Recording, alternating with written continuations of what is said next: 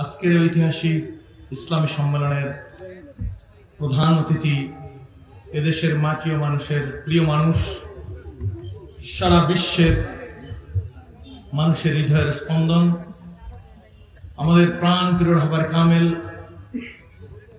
হযরত পীর সাহেব হুজুর চরমনাই, দিগার মুআজ্জাজ মুহতারাম, ওয়াজিবুল এহতরাম, কাবিল এহতরাম হযরত উলামা ইকরামগণ, সুধী মণ্ডলী, আমন্ত্রিত মেহমান, বিভিন্ন এলাকা থেকে আগত প্রাণ প্রিয় মর্দে মুজাহিদ মুসলমান ভাইরা, পর্দার আড়ালের সম্মানিতা মা ও বোনের, আল্লাহ শুকর যে মহান আল্লাহ দয়া করে, মায়া করে, মহব্বত করে, ভালোবেসে একটি দিনই সম্মেলনে আপনাকে আমাকে ফুটন্ত গোলাপের মতো, সূর্যমুখী ফুলের মতো জুড়ে মিলে বসার মতো তৌফিক এনায়েত করেছেন। যে মহান আল্লাহ আপনাকে আমাকে দিনই পরিবেশে কবুল মঞ্জুর করলেন, সেই মহান আল্লাহ তাআলার শুকরিয়া আদায় করি উচ্চ আওয়াজে সকলে বলি আলহামদুলিল্লাহ। ইতিপূর্বে ঘোষণায় শুনেছেন আল্লাহর মেহেরবানি মাগরিবের নামাজের মধ্যেই সম্মেলন শেষ হয়ে যাবে। আসলে আমরা আমাদের কথা শোনা অত জরুরি না, যেইভাবে আশা আকাঙ্ক্ষা মানুষের মধ্যে ছিল তার কিছুটা পরিবর্তন হয়েছে। কি বলেন, ঠিক না? কিন্তু সবচেয়ে বড় কথা, আমরা হযরত পীর সাহেব হুজুরকে আমাদের মাঝে পেয়েছি। আপনারা খুশি না বাজার? দুহাত জাগিয়ে বলুন আলহামদুলিল্লাহ। যারা দূরে আছেন, 1 মিনিটের মধ্যে একটা দৌড় দেওয়া যায় কিনা, যে 1 মিনিটের মধ্যে বসে পড়বেন ইনশাআল্লাহ। 1 মিনিট, অনেক ওয়াজ হবে না এখানে। ওয়াজ যেটুক শুনবো সেটুক পীর সাহেব হুজুরের মুখে শুনবো। পটুয়াখালীর ইসলামী সম্মেলন প্রমাণ করে চরমনাইয়ের পীর সাহেব এদেশে সোনার মানুষ। পটুয়াখালীর সম্মেলন প্রমাণ করে এদেশের মানুষ ইসলাম চায়। পটুয়াখালীর সম্মেলন প্রমাণ করে আমিন মুজাহিদিনের দেশের মাটি ও মানুষের প্রিয় মানুষ। আপনারা কি বলেন? এখন মুজাহিদ সম্মেলন আপনাদের কিছু করণীয় আছে নাই? জোরে বলেন। আপনার মোবাইলে আপনি এখন সার্চ দেন, গুগলে আপনি লেখেন who is the best man in this world. মনে থাকবে কথাটা? আপনি লিখবেন, কি লিখবেন? Who is the best man in this world. 1 সেকেন্ডের মধ্যে আপনার মোবাইলের স্ক্রিনে ভেসে উঠবে মুহাম্মদুর রাসূলুল্লাহ সাল্লাল্লাহু আলাইহি ওয়াসাল্লাম is the best man in this world. সারা দুনিয়ার মধ্যে সবচেয়ে ভালো মানুষ কে? মুহাম্মদুর রাসূলুল্লাহ সাল্লাল্লাহু আলাইহি ওয়াসাল্লাম। কিন্তু ভালো মানুষটিকে দেখার জন্য ভালো চক্ষু দরকার। যেই লোকের চোখ উঠছে, চোখ লাগছে, আমরা জালকাঠি পটুয়াখালী বলার লোকেরা বলি চোখ উদাইছে, বুঝুন তো? আপনারা কি কন? এই চোখ উদাই না লোক, এই চেয়ারটা যে আমি বসা আছি আমারে 2-3 জন দেখে, না একজন দেখে? কয়জন দেখে? যার চোখ লাগছে, চোখ উদাইছে, চোখ উঠছে, খুব ভালো করে শুনবেন, সে আমাকে একজন না দেখে কয়জন দেখে? আর যার চক্ষু ভালো সে দেখছে কয়জন? যার চোখ উঠছে, চোখ লাগছে, চোখ উদাইছে, সে একটা লাইটের কয়টা লাইট দেখে? 5টা। আর যার চোখটা ভালো সে একটা লাইটে কয়টা লাইট দেখে? জোরে বলেন আলহামদুলিল্লাহ। একজন নবীজির কিনার থেকে যাইতেছে, হুজুরের কিনার থেকে হুজুরের কাছে গিয়ে বলে, মুহাম্মদ, সকলে বলুন সাল্লাল্লাহু আলাইহি ওয়াসাল্লাম, তুমি বড় কাল। এরকম করলে তো এখানে বক্তৃতা করা যাবে না। হুজুর মাহফিল একদম পিন্ড অফ সাইলেন্ট দেখাই দিত হবে। কি বলছে বলেন না? মুহাম্মদ, তো নবীজি কালো না তার চোখ কালো? কিন্তু নবী তো নবী, নবীজি বলে তুমি ঠিক বলছো। কি বলছে? ঠিক বলছে। আরেকজন নবীজির কাছে এসে তিনি পূর্ণিমার চাঁদের দিকে তাকাচ্ছে, আর নবীজি রহমতের চেহারার দিকে তাকাইতেছে। রহমতের নবী ডেকে বলে, কি দেখো গো, কি দেখো? সাহাবী বলে, নবীজি গো, আকাশের চাঁদ দেখি, জমিনের চাঁদও দেখি। জমিনের চাঁদ বুঝছেন তো? ইয়া রাসূলুল্লাহ, ইয়া হাবিবাল্লাহ, রহমতের নবী গো, আকাশের চাঁদের দিকে তাকাই গো, জমিনের চাঁদের দিকে তাকাই। নবী আমার মুস্কি হাসলেন। সামাইলে তিরমিজি শরীফের মধ্যে লেখে আল্লাহর নবী যদি মুস্কি হাস দিত পূর্ণিমার চাঁদের চাইতে নবী পাকের চেহারা খানা উজ্জ্বল হয়ে যাইত। রহমতের রাসূল ডেকে বলেন তোমার সিদ্ধান্ত কি, অভিপ্রায় কি, মতামত কি? পাটুয়াখালীবাসী আমাদের কিছু স্পেসিফিক কথা নিতে হবে হুজুরের কাছ থেকে, কি বলেন ঠিক নেবে ঠিক? তার আগে আমি একটি পরিবেশ সৃষ্টি করার জন্য বলতেছি। নবীজি বলেন তোমার খেয়াল কি, তোমার ধারণা কি, তোমার মতামত কি, তোমার অভিপ্রায় কি? সাহাবী ডাক দিয়ে বলে ইয়া রাসূলুল্লাহ, ইয়া হাবিবাল্লাহ, আকাশে চাঁদের মধ্যে কালো দাগ দেখা যায়, কিন্তু রহমতের রাসূলের চেহারায় কোনো কালো দাগ না। আকাশের চাঁদে দাগ আছে গো, জমিনের চাঁদে কোনো দাগ না। ঠিক না ঠিক? জোরে বলেন। চোখ থাকা লাগবে কি লাগবে না? জোরে বলেন। লাগবে, জোরে করেন। এই জন্য আসুন ভূমিকায় কোনো সময় নষ্ট না করে আল্লাহর কাছে দোয়া করি, আল্লাহ এই সম্মেলনকে তুমি কবুল করিয়া ঘরে ঘরে কলেমার জিকিরের আওয়াজ বন্ধ করার তৌফিক দিয়ে দাও। এবার আমি আপনাদের কাছে বলতে চাই, ইসলাম পরিপূর্ণ না অপরিপূর্ণ? আবার রিপিট, ইসলাম পরিপূর্ণ না অপরিপূর্ণ? যারা স্বীকার করেন দুহাত জাগান, ওখানে একটা স্লোগান, নারে তাকবীর। পরিপূর্ণ স্বীকার যারা করছেন তারা হাত জাগাইছেন। আমি জিজ্ঞেস করি, ইসলাম যদি পরিপূর্ণ হয় আমাদের কি চলতে হবে আংশিক না পরিপূর্ণ? আমি আপনাদের কাছে জিজ্ঞেস করি, এখানে সরকারি লোকেরা আছেন, সরকারি দলের লোকেরা আছে, বিরোধী দলের লোকেরা আছে, কি বলেন ঠিক না ঠিক? গণপ্রজাতন্ত্রী বাংলাদেশ সরকারের সিআইডি, ডিআইবি, এনএসআই বিভাগের লোকেরা আছেন, কি বলেন ঠিক না ঠিক? আমরা শান্তিপ্রিয়, চরমনায় পিসাব শান্তিপ্রিয়। এখানে যদি 10 লক্ষ লোকের সমাগম হইতো এদেশের একটা কাপিলা গাছের লাঠিও ভাঙতো না ইনশাআল্লাহ। কথা কি বুঝতে পারছেন? আমি সম্মানিত ওই সমস্ত ব্যক্তিবর্গের কানে পৌঁছাবার জন্য বলছি, এখানে যদি পীর সাহেব হুজুরের সম্মেলনে 10 লক্ষ লোক থাকতো তাহলে আই ক্যান চ্যালেঞ্জ এখানে একটা কাপড়ের লাঠি ভাঙতো না, কারো ক্ষতি হইতো না। এটা আমাদের রাবারে কানে পীর সাহেব হুজুর চরমনায় যখন উনি বাংলাদেশ মুজাহিদ কমিটি আমির হওয়ার সাথে সাথে টিপাই বাদ মুখে লং মার্চ করছে, আর সেটা ছিল দেশের সাথে, জাতির সাথে, মানুষের সাথে, মানবতার সাথে, জাতি, ধর্ম, বর্ণ, গোত্র সকলের সাথে দিতে হবে।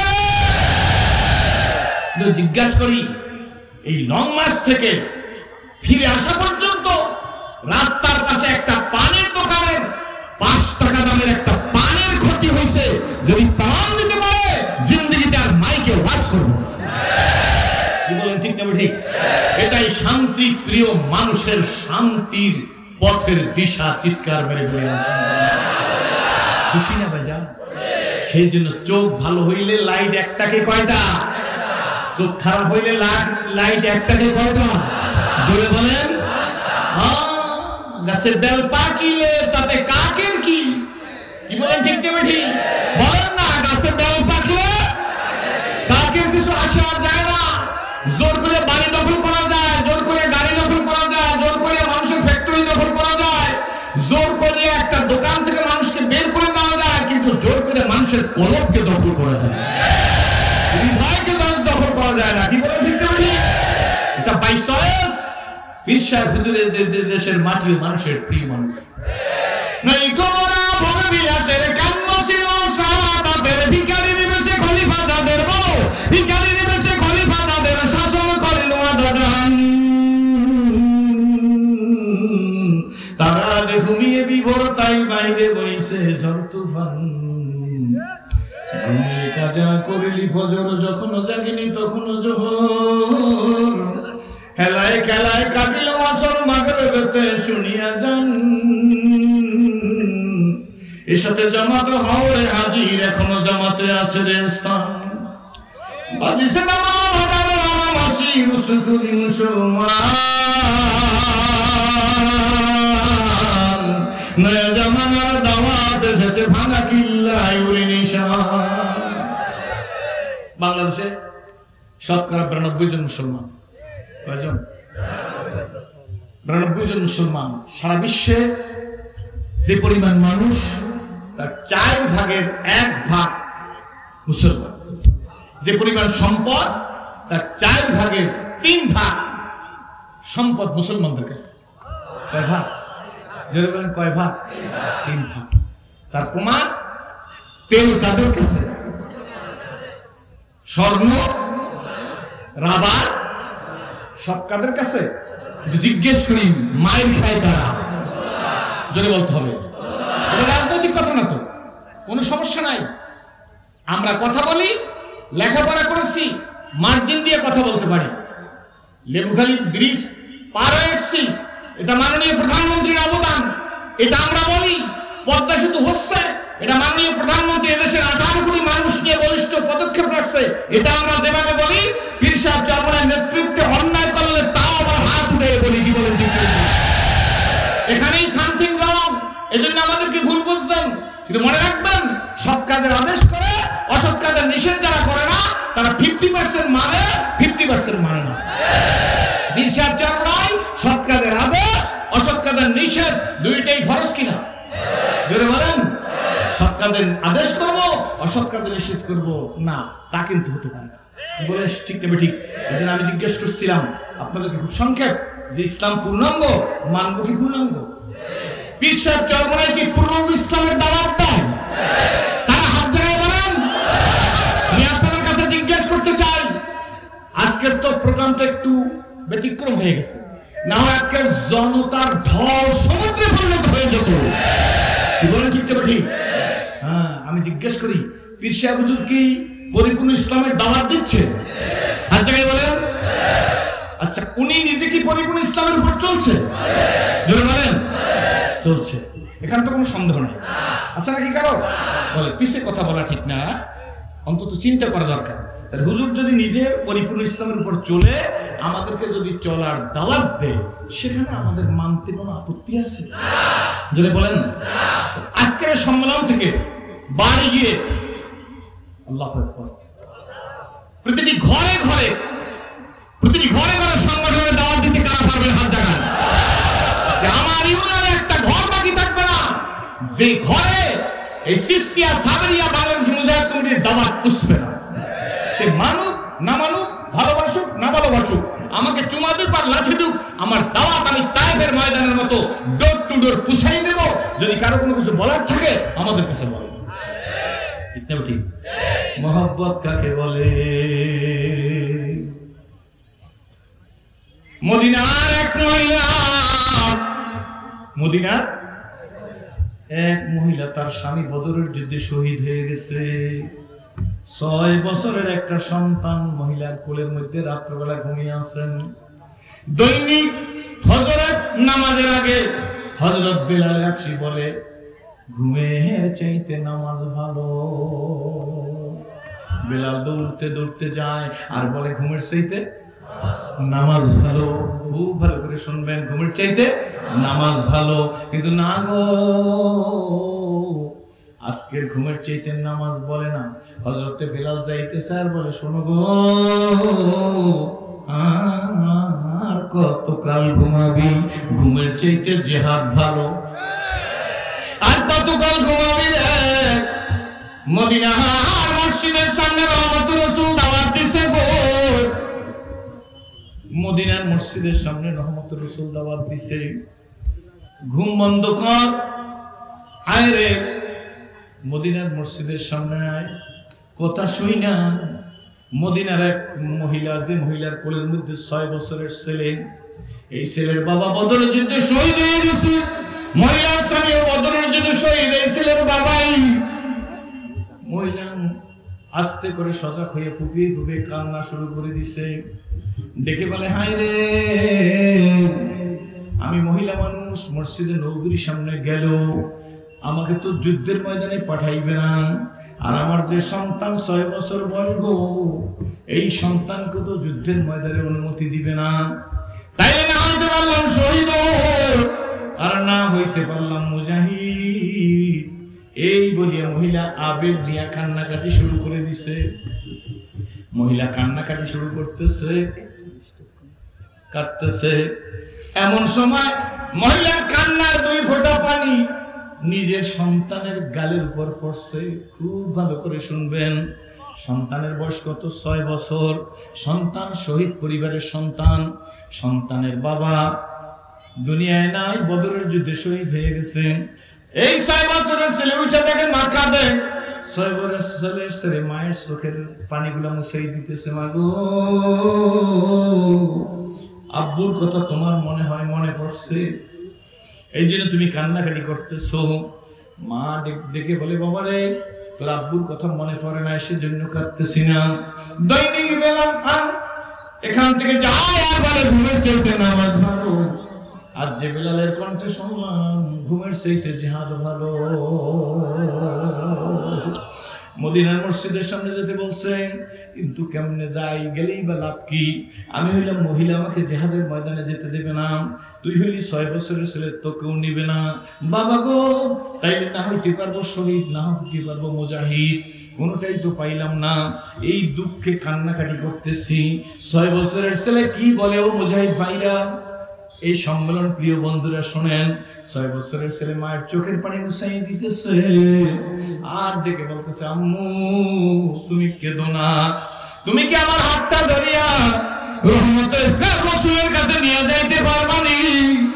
আমি প্রমিস, আমি ওয়াদা দিলাম, হয় তুমি শহীদ হইবা, না হয় তুমি মুজাহিদ হয়ে বেঁচে থাকবো। মা বলে, কেন পারবো না? মা, আমাকে যা আছে ঘরে জামা কাপড় পরাই দাও, তুমিও কাপড় চোপড় পরো। মা সন্তানকে জামা কাপড় পরাইয়া হাত ধরিয়া মদিনার মসজিদের কিনারে নিয়ে গেছে। সামনে কাতার দেওয়া, সৈনিকের কাতার, এদের ভিতর থেকে সৈনিক বাছাই হবে। যে সাহাবী সৈনিক বাছাই করতেছে, মহিলা কাইসা বলে, তুমি কেন এই কাতারের ভিতরে ঢুকছো? তুমি তো যুদ্ধে যেতে পারবা না। সন্তান তোমার কি হয় গো? সন্তান তো আমার নিজের সন্তান। বাবা বদরের যুদ্ধে শহীদ হয়ে গেছে, ওর বাবা বদরের যুদ্ধে শহীদ হয়ে গেছে। সাহাবী ডাক দিয়ে বলে, 6 বছরের ছেলে, যুদ্ধে যাওয়ার অনুমতি নাই। মহিলা বলে, তা ঠিক আছে, কিন্তু আমি একটু নবীজির সাথে কথা বলবার চাই। এমন সময় সাহাবী গিয়ে বলি, ইয়া রাসূলুল্লাহ, ইয়া হাবিবাল্লাহ, একটা মহিলা সৈনিকের কাতারে দাঁড়াইছিল, আর তার 6 বছরের ছেলে তার কাছে বসা। কিন্তু নবীজি, এই ছেলের বাবা নাকি বদরের যুদ্ধে শহীদ হয়ে গেছে। মহিলাকে নিষেধ করছি। মহিলা বলে, আমি নবীজির সাথে কথা বলবো। ইয়া রাসূলুল্লাহ, ইয়া হাবিবাল্লাহ, মহিলা আর ব্যাপারে সিদ্ধান্ত কি গো? নবীজি বলে, মহিলাকে আমার কাছে আসতে দাও। মহিলা নবীজির কাছে আসছে। মা গো, তুমি কেন সৈনিকের কাতারে দাঁড়াইছো? এখান থেকে কোনো মহিলাকে যাইবার দিবে না। সন্তানের বয়স কত? 6 বছর। বাবা কই? বদরের যুদ্ধে শহীদ হয়ে গেছে, তোমার সন্তানও যাইতে পারবে না। মহিলা ডাক দিয়ে বলে, ইয়া রাসূলুল্লাহ, 6 বছরের সন্তানের বাবা বদরের যুদ্ধে শহীদ, আমি সন্তানটা এই যুদ্ধের ময়দানে আপনারা দিয়ে দিতে চাই, দান করতে চাই। রহমতের রাসূল ডেকে বলে, না গো, এই ছেলে কি যুদ্ধ করবার পারবেনি? মহিলা খেতে বলে, নবী গো, যুদ্ধ করবার পারবে না তা আমি জানি, কিন্তু এও তো জানি যুদ্ধের ময়দানে ঢালের বড় অভাব। সুতরাং যখন সব সাহাবীদের ঢাল বন্টন করতে গিয়া নবীজি ঢাল পাবে না, তখন তো শত্রুরা বসে থাকবে না, তীর মারবে নবীজির শরীরের মধ্যে। ইয়া রাসূলুল্লাহ, শহীদের সন্তান, ওর বাবা তো শহীদ, এই সন্তানকে আমি যুদ্ধের ময়দানে দান করতে চাই। নবীর শরীরে যখন তীর আসবে, নবী আমার সন্তান দিয়ে তীর ফিরে আইবে। আমার সন্তানের কলিজার মধ্যে তীর ঢুকুক, আমার নবীর একটা পছন্দ তীর স্পর্শ করবার পারে না। রহমতের রাসূল ডেকে বলে, মা গো, তোমার আবেগ কবুল হয়ে গেছে, যাও মা। মা সন্তানের হাত ধরে কে, বাবা তোকেও নিবে না, আমাকেও নিবে না, নবী আমাদের জন্য দোয়া করিয়ে দিছে। ছোট্ট ছেলে ডাক দিয়ে বলে, 6 বছরের ছেলে ডাক দিয়ে বলে, মা গো, তুমি যে এইভাবে নবীজির সাথে কথা বলছো, আমাকে একটু এইভাবে তোমার সাথে কথা বলতে দাও, অনুমতি নাও। মহিলা বলি, ইয়া রাসূলুল্লাহ, 6 বছর ছেলে আমারে নিয়ে আসছে, না হয় আমি আসতাম না। হুজুর আশ্চর্য বলে, মা গো, সন্তান কেমনে তোমাকে নিয়ে আসলো? হুজুর, বেলালের দাওয়াত পেয়ে আমি ফুপিয়ে ফুপিয়ে কাঁদতেছিলাম গো। এমন সময় আমার সন্তানের গালের মধ্যে আমার চোখের পানি পড়ছে। সন্তান ঘুম থেকে জেগে উঠে বলে, মাগো তুমি কাঁদো কেন, বাবার কথা মনে পড়ছে নি? আমি বললাম, না তোর বাবার কথা মনে পড়ে না, বেলালের দাওয়াতে যেতে পারলাম না, কোনো লাভ হবে না এই কারণে। সন্তান আমার ডাক দিয়ে বলে, মাগো রহমতের রসুলের কাছে আমাকে নিয়ে চলো, আমি তোমাকে হয় মুজাহিদ বানাই আনবো, না হয় শহীদ বানাই নিয়ে আসবো। ইয়া রাসূলুল্লাহ, সন্তানের দাওয়াত, আমি সন্তানকে নিয়ে এখানে আসছি। এই 6 বছরের সন্তানটা কথা বলতে চায়, জোরে জোরে বলেন আলহামদুলিল্লাহ। রহমতের রসুল ডাক দিয়ে বলেন, বাবা বলো তুমি কি বলবা? ছোট্ট ছেলে নবীজির কাছে গিয়ে ডেকে বলি, ইয়া রাসূলুল্লাহ, আমি জিহাদে যাইতে পারবো না তা জানি, আমার বয়স কম, আপনি যাইতে দিবেন না, মাকেও তো যাইতে দিলেন না হুজুর, কিন্তু আমি এখন 6 বছর বয়স, কিছু বুঝি। আমার মাকে দেখছি, মা যখন ভাত তরকারি রান্না করে, আমার মাকে দেখছি বড় বড় লাকড়ি চুলার মধ্যে দেয় না। আমার মাকে দেখছি, আমার মা ছোট্ট ছোট্ট লাকড়ি আমার মা চুলার মধ্যে দিয়ে চুলা জ্বালায়, আল্লাহু আকবার। এরপর যখন চুলাটা জ্বলে ওঠে, তখন আমার মা বড় বড় একটা চুলার মধ্যে দিয়ে চুলা জ্বালায়। ইয়া রাসূলুল্লাহ, যুদ্ধের ময়দানে গরম করার জন্য ছোট ছোট লাকড়ির কি প্রয়োজন হবে না?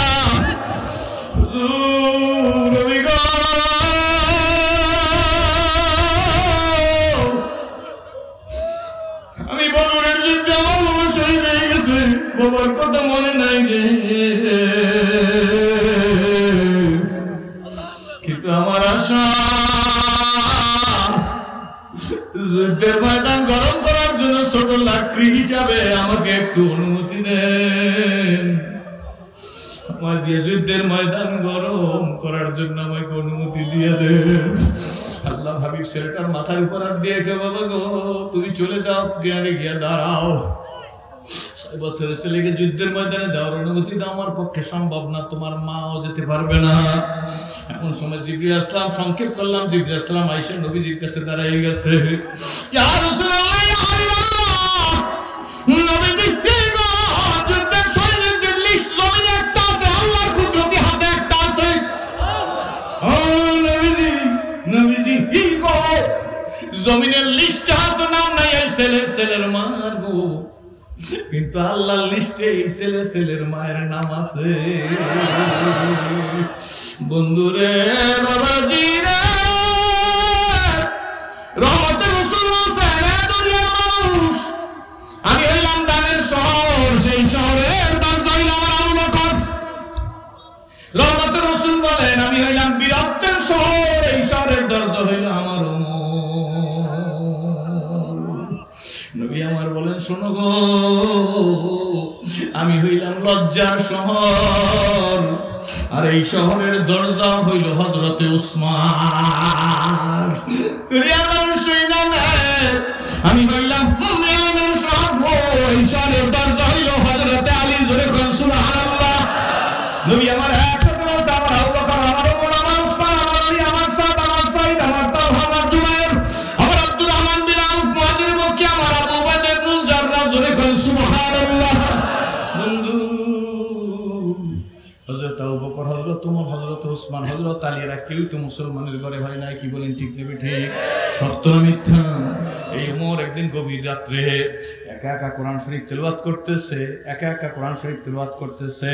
কোরআন শরীফ তেলাওয়াত করার মধ্যে হঠাৎ করে আল্লাহ পাকের কালামের আয়াত তেলাওয়াত করতেছে, ইয়া আইয়ুহাল্লাযীনা আমানু লা তুলহিকুম আমওয়ালুকুম ওয়ালা আওলাদুকুম আন যিকরিল্লাহ।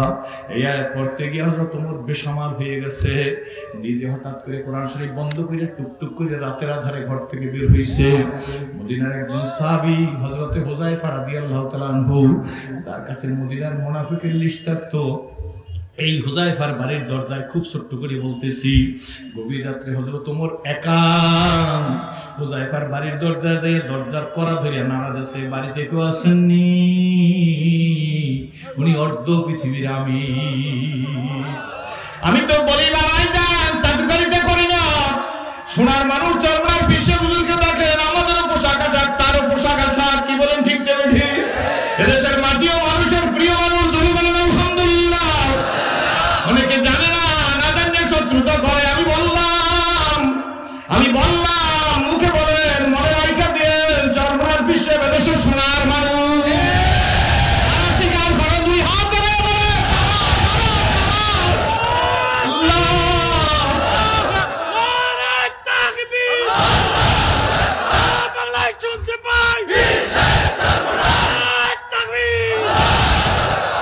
যার চলন, যার ভাব, যার ভাষা, যার ভঙ্গি, যার কথা, যার আমল হুবহু আল্লামা ফজলুল করিম রহমাতুল্লাহ আলাইহির ফটোকপি। শুকর আদায় করি, কি বলেন ঠিক কি?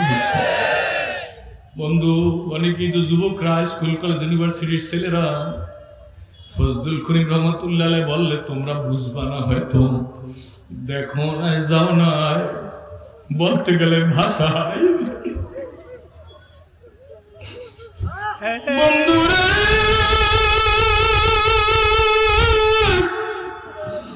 দুই জিনিস গোপন করা যায় না, একটা ইশক আর একটা মিশক। ওমরের মতো মানুষ হুযায়ফার দরজায় দাঁড়িয়ে কড়া নাড়ায়, দরজা খোলে না। হঠাৎ করে দরজা খুলে দিছে হযরত হুযায়ফা। দরজা খুলেই দেখে আমিরুল মুমিনিন দাঁড়িয়ে আছে, অর্ধ দুনিয়ার খলিফা। ডাক দিয়ে বলে, আমিরুল মুমিনিন, কি প্রয়োজন ছিল? আমাকে খবর দিলি তো যেতে পারতাম। আমিরুল মুমিনিনের চেহারা দিকে তাকায় হযরত হুযায়ফা দেখে আমিরুল মুমিনিনের চোখের মধ্যে থেকে পানি পড়তেছে। হযরত হুযায়ফা আমিরুল মুমিনিনকে বুকে লাগাই বলে, আমিরুল মুমিনিন, আমার বুঝি অন্যায় হয়েছে, সেই জন্য আপনি আমার জন্য আফসোস করতেছেন। আমিরুল মুমিনিন ডাক দিয়ে বলে, হুযায়ফা রে, প্রয়োজন হলো আমার, আমি কেন তোমারে ডাকবো? আমি নিজে তোমার কাছে আসছি। হযরত হুযায়ফা রাদিয়াল্লাহু তাআলা আনহু তিনি আরো নার্ভাস হয়ে গেছে। হুজুর, কি প্রয়োজন আপনার? হুযায়ফা,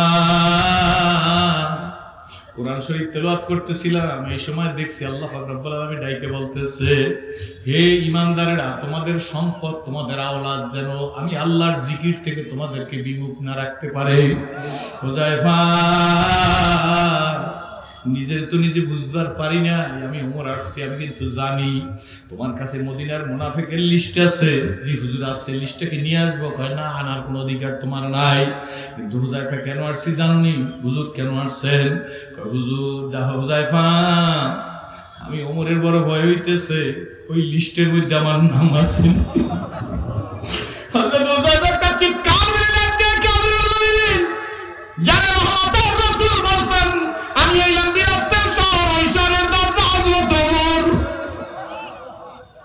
আমিরুল মুমিনিন, রহমতের রাসূল বলছেন, আমার আবু বকর, আমার ওমর, আমার উসমান, আমার আলী, আমার সাদ, আমার সাইদ, আমার তালহা, আমার জুবায়ের, আমার আব্দুর রহমান, মিরাত, মুহাজির, মক্কি, আমার আবু বকর তুজারে জান্নাতি। আর আপনি বলতেছেন মুনাফিকের লিস্টে আপনার নাম আসেনি, তাইলে আমার অবস্থা কি? আমিরুল মুমিনিন ফুপিয়ে ফুপিয়ে কাঁদে আর বলে, হুযায়ফা, কথা বড় হক, সত্য বলছো, কিন্তু যেদিন নবী আমারে জান্নাতি বলছে, সেদিন নবী আমার কাছে ছিল। এখন নবী তো চলে গেছে, নবী যাওয়ার পরে না জানি আবার মুনাফিক হয়ে গেল। ভয় লাগে রে। সেই জন্য দেখ হুযায়ফা, মুনাফিক কে কে তা আমি জানতে চাই নাই, আমার নামটা আছে নাকি একটু দেখ। বাজান রে, গাছে যদি ফল বেশি হয়, সেই ডাল নিচের দিকে ঝুইলে পরে, কি বলেন ঠিক নেবেছি? এই জীবন কার জন্য বলো? এই হায়াত কার জন্য?